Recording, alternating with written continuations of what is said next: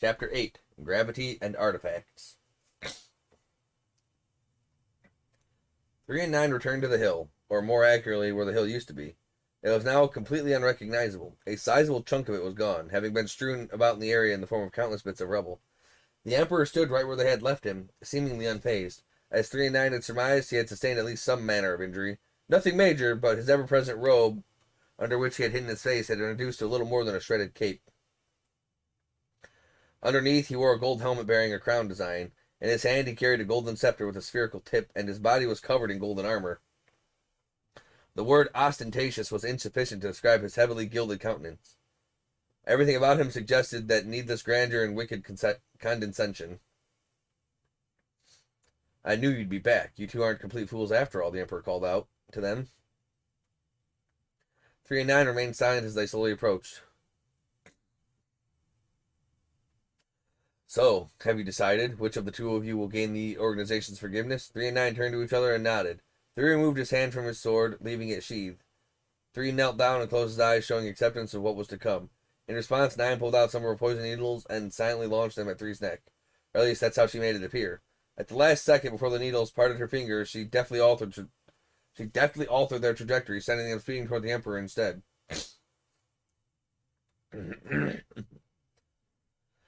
The envenomed projectiles whizzed perfectly through the air as ever. However, as they neared their intended target, they suddenly curved downward sharply, plummeting harmlessly to the ground.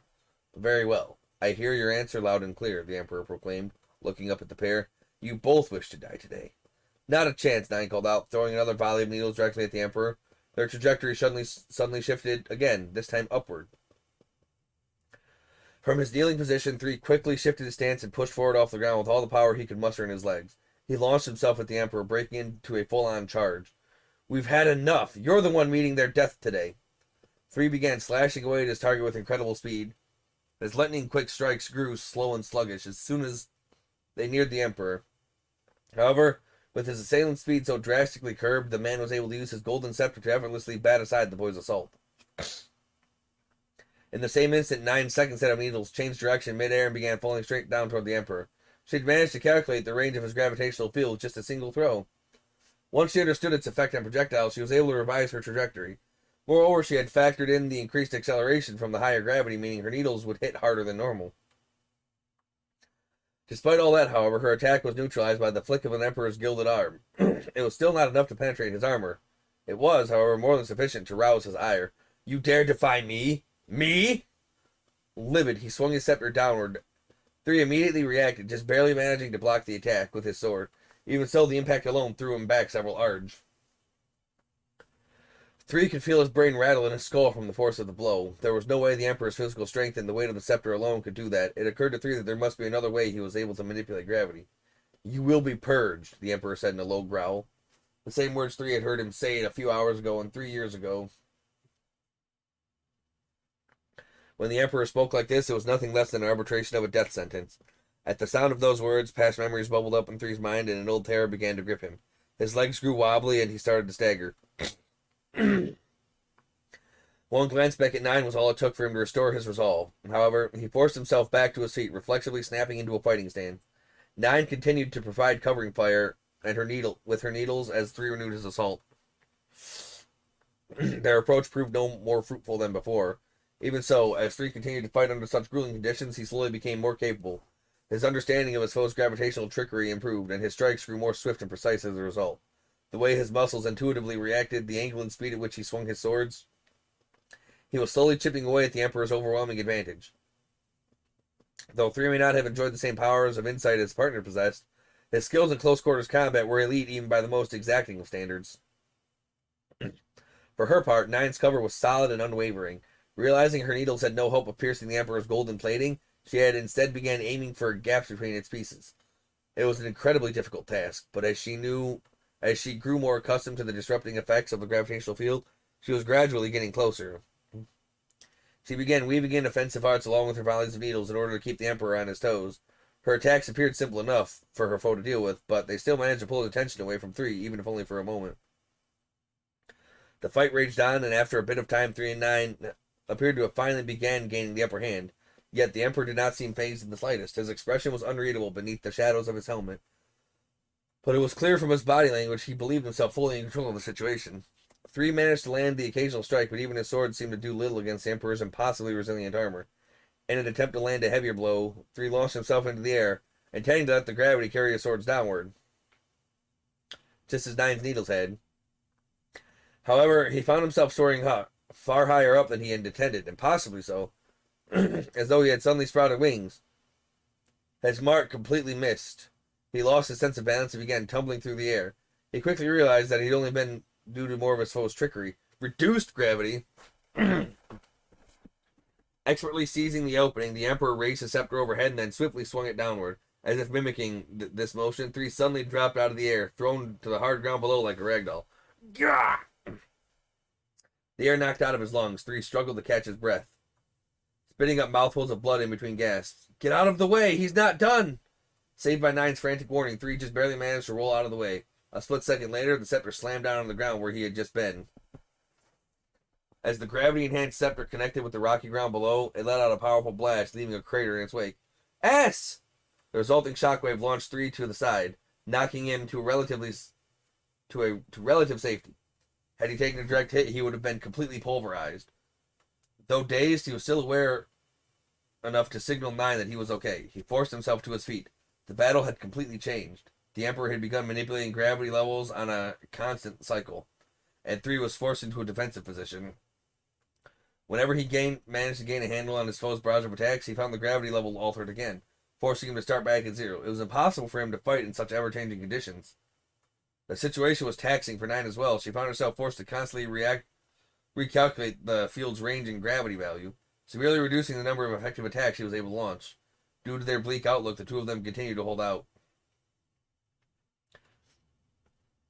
Even when pressured, 3 served as the excellent vanguard, consistently denying the Emperor any opportunities for a decisive strike. 9, meanwhile, continued to back him up flawlessly, acting with surgical precision that ensured no opening went to waste.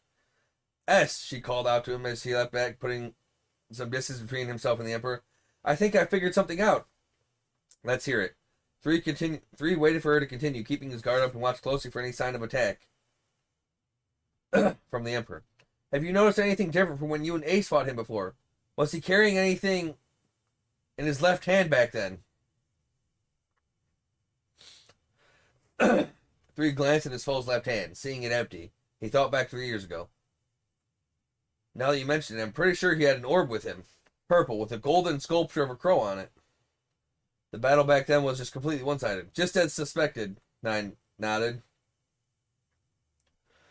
3 had also sensed something was different, but he had simply chalked it up to the Emperor toying with them, as he didn't consider them to be a true threat to him. Factoring in what 9 just pointed out, however, cast things in a much different light. Oh, so you realized. The Emperor paused his onslaught as though in recognition of 9's keen observation. You see the implements he has on him now? I suspect at one point he had 4 different artifacts that let him control gravity. 4, huh? 3 said, taking note of the Emperor's equipment. Right, a helmet with a crown motif that can increase or reduce the overall level of gravity, armor that absorbs the force imparted by attacks the moment they're received, a scepter that sends out a devastating gravitational wave when it makes contact with its target, and an orb with a crow perched on it that allows its wielder to alter gravity on a target-by-target basis. 9 paused her explanation for a moment as she looked defiantly at the Emperor. The reason he had worn that tattered cloak was now clear. If someone were to wield so many artifacts at once as he did, it would be necessary to conceal them. Failure to do so would surely attract unwanted attention from the church.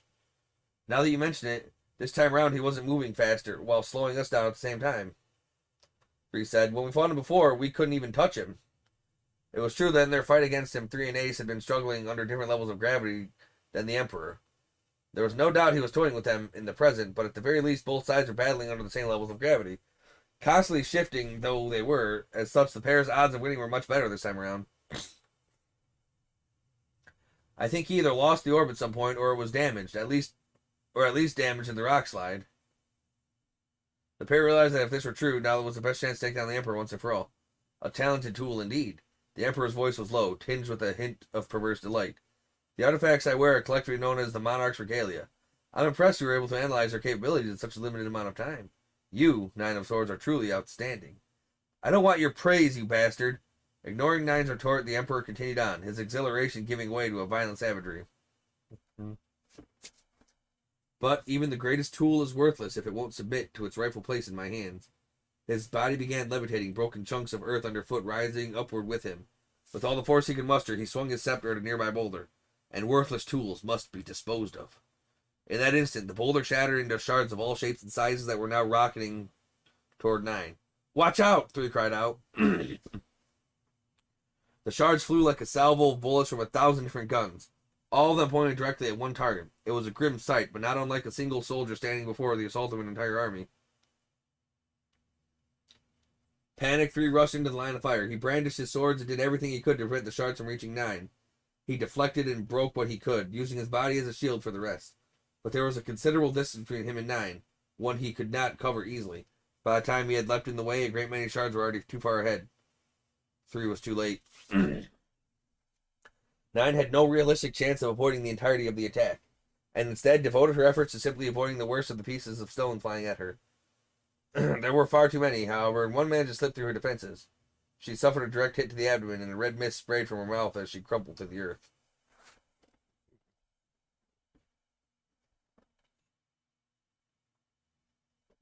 My fucking...